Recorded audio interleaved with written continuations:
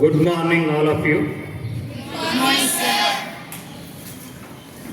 ఈ రోజున భారతదేశానికి స్వాతంత్ర్యం సంక్రమించి 79 సంవత్సరాలు పూర్తి చేసుకుని 80వ సంవత్సరానికి అడుగుడుతున్న శుభ సందర్భంలో Saint Ann's English medium high school correspondent గారికి, పాఠశాల ప్రిన్సిపాల్ గారికి, ఈ పాఠశాల ఉపాధ్యాయులకు మరియు విద్యార్థులకు విద్యార్థుల యొక్క తల్లిదండ్రులకు అందరికీ స్వాతంత్ర్య దినోత్సవం. ముఖ్యంగా మీరందరూ కూడా చిన్న వయస్కులు కాబట్టి ఈ యొక్క స్వాతంత్ర్యం ఈ రోజున మనం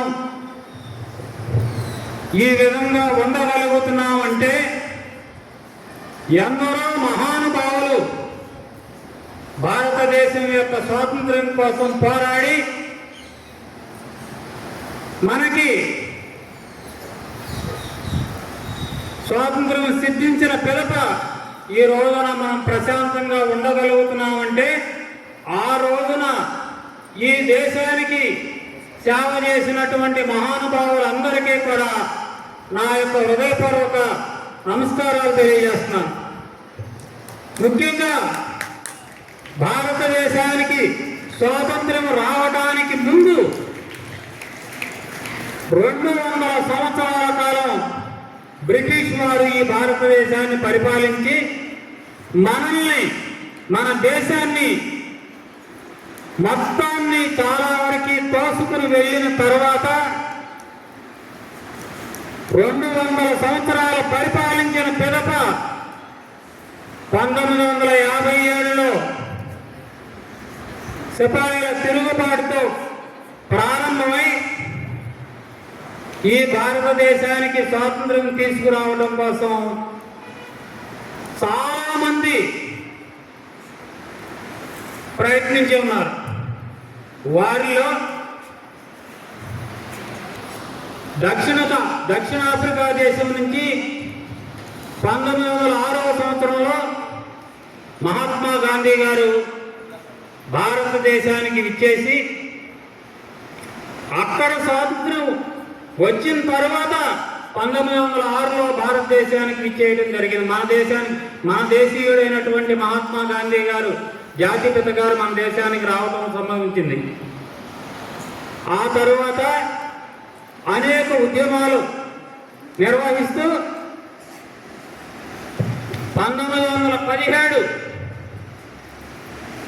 ఏప్రిల్ 17వ తారీఖున మన భారతదేశానికి వచ్చిన పిదప ఇక్కడ చంపారణ్ సత్యాగ్రహ ఉద్యమం నిర్వహించి భారతదేశానికి స్వాతంత్ర్యం రావటం కోసం ముఖ్యంగా ప్రయత్నించారు.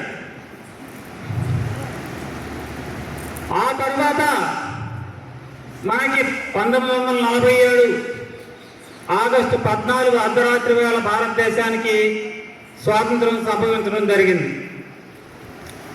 మరి 200 సంవత్సరాల క్రితం బ్రిటిష్ వాళ్ళు పరిపాలిస్తే వాళ్ళని మన భారతదేశం నుంచి వాళ్ళ దేశానికి పంపించి మన భారతదేశానికి స్వాతంత్రం తీసుకురావడానికి మన వాళ్ళు వేలలో లక్షల్లో ప్రాణత్యాగాలు చేసి ఈ భారతదేశానికి ఈ విధమైనటువంటి స్వేచ్ఛా స్వాతంత్ర్యాలు తీసుకురావడం జరిగింది.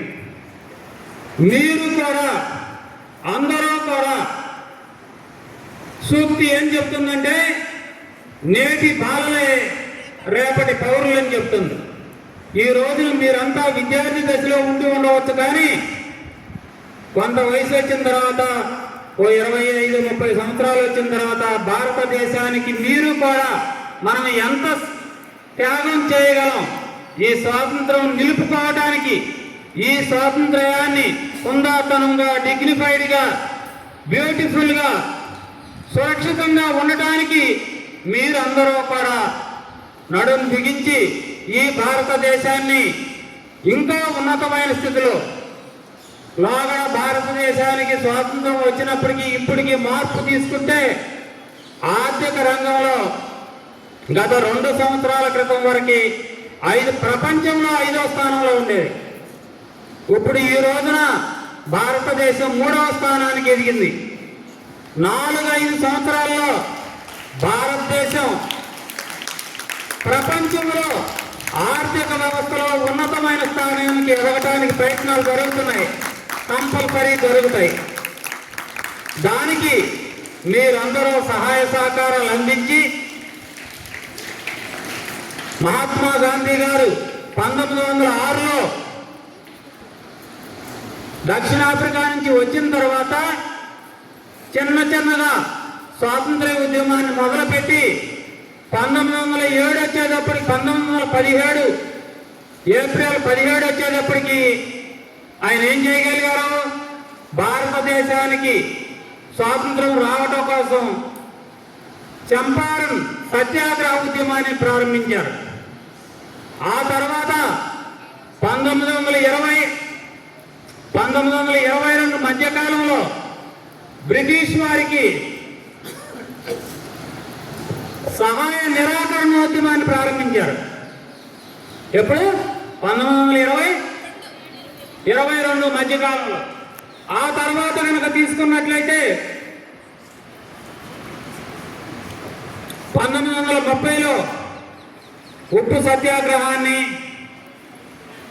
1942లో క్విట్ ఇండియా ఉద్యమాన్ని, అంటే 1906 వచ్చినప్పటి నుంచి స్వాతంత్రం వచ్చే వరకు, అంటే ఈ డేట్సే కాదు, ప్రతి సంవత్సరం ప్రతి అంశం మీద ఆయన భారతదేశం స్వాతంత్రం కోసం ప్రయత్నం చేస్తూ ఈ యొక్క భారతదేశానికి స్వాతంత్రం వచ్చిన తర్వాత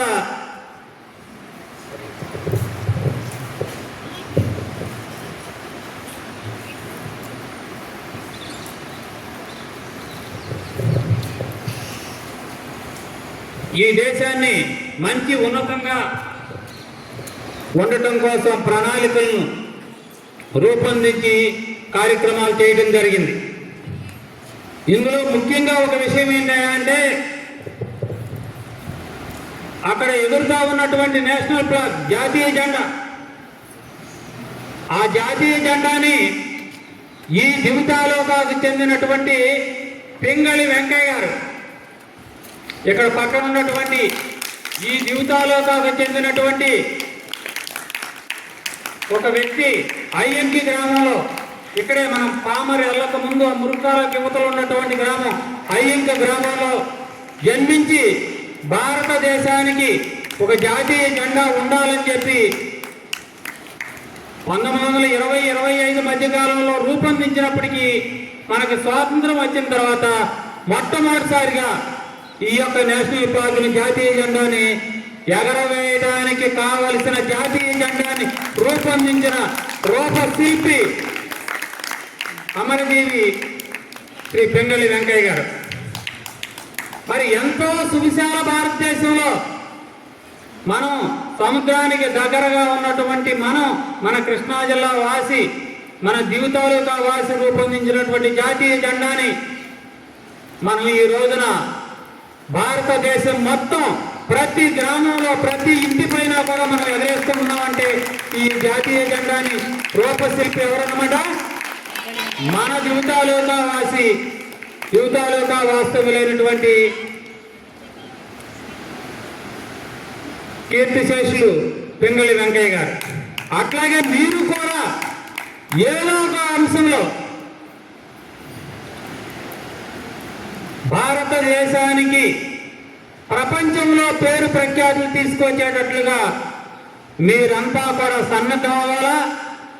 ఇప్పుడు మీ వయసులో మీరు చేయవలసిన కార్యక్రమాల్లో ఒకటే, మీరందరూ చిన్నపిల్లలు కాబట్టి ఉదయం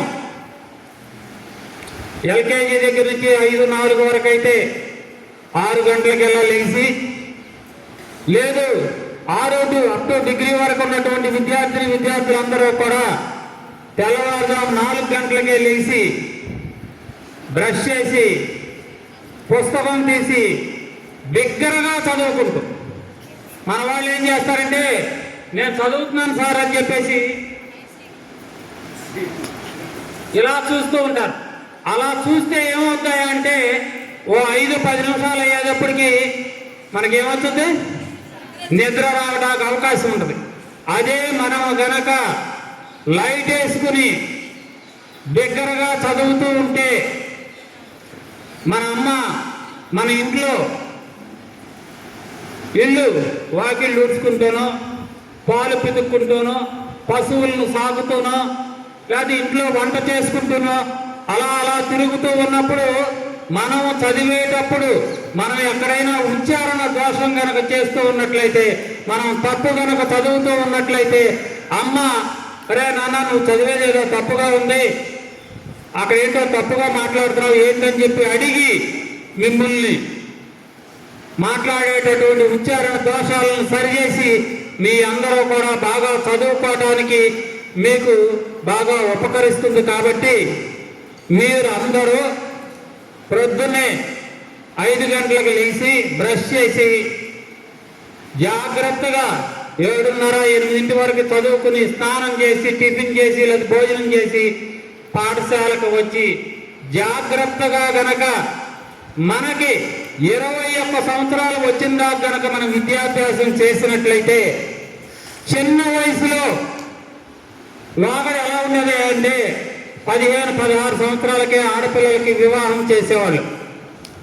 అట్లా కాకోకుండా వివాహ వయసుని గతంలో ఉన్నటువంటి 18 సంవత్సరాలని 21 సంవత్సరాల వరకు భారతదేశం రాజ్యాంగాన్ని సవరించింది. కాబట్టి మీరు కూడా ప్రతి ఒక్కరు 21 సంవత్సరాల దాకా విద్యాభ్యాసం చేసినట్లయితే ఆటోమేటిక్గా మీరు మంచి ఉన్నతమైన చదువులు చదువుకుని భావి భారతదేశానికి ఉన్నతమైన పౌరులుగా తయారవడానికి అవకాశం ఉంటుంది. కాబట్టి మన దగ్గర ఇంట్లో ఆస్తి ఉన్నా లేకపోయినా సరే ప్రభుత్వం లేనటువంటి వాళ్ళకి హాస్టల్ వసతి ద్వారా లేకపోతే ఫీజు రియంబర్స్ ద్వారా మనం మెడిసిన్ చదువుకోవాలన్నా, ఇంజనీరింగ్ చదువుకోవాలన్నా, లేదా సిఏ చదువుకోవాలన్నా, లేదా ఉన్నతమైన చదువులు ఏవి చదువుకోవాలన్నా ప్రభుత్వం సహాయ సహకారాలు అందిస్తుంది. కాబట్టి మీరందరూ కూడా మీ తల్లిదండ్రులు, మన మామయ్య గారు అబ్బాయి ఉన్నాడు, అత్తయ్య గారు అబ్బాయి ఉన్నాడు, వాళ్ళకి 10 ఎకరాల పొలం ఉంది, లేకపోతే 20 ఎకరాల పొలం ఉంది, నిన్ను వివాహం చేసుకుంటున్నాడు అంటే మీరు తొందరపడకోకుండా వివాహ వయసును 21 సంవత్సరాలు వచ్చిన దాకా ఆగి మీరు వివాహం చేసుకున్నట్లయితే మీకు మంచి ఉన్నతమైనటువంటి స్థితిలో మంచి ఉద్యోగాలు వస్తాయి. మీ వారిని అంటే ఆడవాళ్ళైతే మగవాళ్ళని కానీ మగవాళ్ళైతే ఆడవాళ్ళని కానీ మంచి ఉన్నతమైన ఉద్యోగిని కనుక వివాహం చేసుకున్నట్లయితే డిగ్నిఫైడ్గా కారుల్లో తిరుగుతూ ఉన్నతంగా లోగడ మనము ఉన్న స్థితి కన్నా మంచి ఉన్నతంగా ఎదగడానికి అవకాశం ఉంటుంది. కాబట్టి మీరు అందరూ కూడా మీ తల్లిదండ్రులకు నచ్చజెప్పి మన ఆర్థిక పరిస్థితి బాగోకపోయినా సరే ఉన్నతంగా జాగ్రత్తగా ప్రభుత్వం అందించేటటువంటి సహాయ సహకారాలు అందించుకుని మీరందరూ బాగా చదివి భావి భారత పౌరులుగా ఎదగాలని. ఇప్పుడు మీకు చాలా ఇబ్బందులు తప్ప ఏమిటంటే మేము చదువుకునే రోజుల్లో మాది నేటివ్ ప్లేస్ సాలింపాలెం, ఇక్కడికి అవనగడ్డకి 17 కిలోమీటర్లు. అక్కడ 7th క్లాస్ అయిపోయిన తర్వాత అవనగడ్డలో ఉన్నతమైన విద్యాభ్యాసం కోసం 8th క్లాస్కి అవనగడ్డ రావాలి అంటే అక్కడి నుంచి 17 కిలోమీటర్లు ఉదయం తెల్లవారుజామున 4 గంటలకు లేచి బ్రష్ చేసి ఒక సంచిలో బియ్యం, ఒక సంచిలో పుస్తకాలు లేదా పచ్చడి లేదా పెరుగు పెట్టుకుని అక్కడి నుంచి నడుచుకుంటూ కొత్తపాలెం వచ్చేవాళ్ళం. అక్కడ ఆ రోజుల్లో మరి 50 సంవత్సరాల క్రితం సరైనటువంటి బస్సు సదుపాయాలు లేవు. అవనగడ్డలో మీ పక్కన ఉన్నటువంటి ఉన్నత పాఠశాలకి 7:30 గంటలకల్లా పాఠశాలకు వచ్చి స్నానం చేసి 8 గంటలకు పాఠశాలకు వస్తే 12 గంటల దాకా మాకు పాఠశాల జరిగేది. 12:30 తర్వాత జూనియర్ కళాశాల జరిగేది సాయంత్రం 5 వరకు. అటువంటి ఇబ్బందులు మీకు ఎవరికి ఇప్పుడు లేవు. అంత దూరం ప్రయాణించవలసిన ఆవశ్యకత లేదు. మీరు ఇళ్ల దగ్గరికే వాహనాలు వచ్చి తీసుకొస్తుంది కాబట్టి అప్పటికన్నా ఇప్పుడు ఉన్నతమైనటువంటి అవకాశాలు ఉన్నాయి. కాబట్టి మీరందరూ కూడా బాగా చదువుకుని మీ కుటుంబాన్ని బాగు చేసి, మీ కుటుంబమే కాదు మీ అన్నదమ్ములు అక్క చెల్లెల పిల్లలు కూడా అందరినీ కూడా ఉన్నతమైన స్థితికి ఎదిగేటట్లుగా చేసి వారికి మీరు చేయించి వాళ్ళని పైకి లాగి అందరినీ కూడా ఉన్నతమయ్యేటట్లుగా చదివించవలసిందిగా, చదువుకోవలసిందిగా మీ అందరికీ కూడా నేను విజ్ఞప్తి చేస్తున్నాను. ఇంకొక విషయం ఏంటంటే, మా నాన్నగారు ఆ రోజుల్లో 5వ తరగతి చదువుకున్నారు. మా అమ్మగారు 7 ముద్ర అంటే చదువుకోవాలి. మరి మేము 4 అబ్బాయిలం, ఒక అక్క. మా బావగారు రిటైర్డ్ చీఫ్ ఇంజనీర్, ఇరిగేషన్లో పీడబ్ల్యూ డిపార్ట్మెంట్లో గుంటూరు జిల్లాకి, ఒంగోలు జిల్లాకి, ఈ 2 జిల్లాలకి చీఫ్ ఇంజనీర్గా పనిచేసి రిటైర్ అయ్యారు. నేను ఎంఎస్సి ఎంఈడి చదువుకుని సెకండ్ గ్రేడ్ అసిస్టెంట్గా, స్కూల్ అసిస్టెంట్ మ్యాథమెటిక్స్గా, హై స్కూల్ హెడ్ మాస్టర్గా, ఎంఈఓగా పనిచేసి ఉద్యోగ విరమణ చేసి ఉన్నా. మా టీచర్ గారు కూడా ఇక్కడే ఆవిడ ఎంఏ ఎంఈడి చదువుకుని ఆవిడ నాతో పాటు సహజీవనం చేసి ఆవిడ క్యాన్సర్తో చనిపోవడం జరిగింది 2013లో. నా తర్వాత తమ్ముడు ఇక్కడ ఉన్నటువంటి పెదప్రోల్లో ఇంగ్లీష్ అసిస్టెంట్గా, తన భార్య కోసరవారిపాలెంలో ఇంగ్లీష్ అసిస్టెంట్గా పనిచేస్తున్నారు.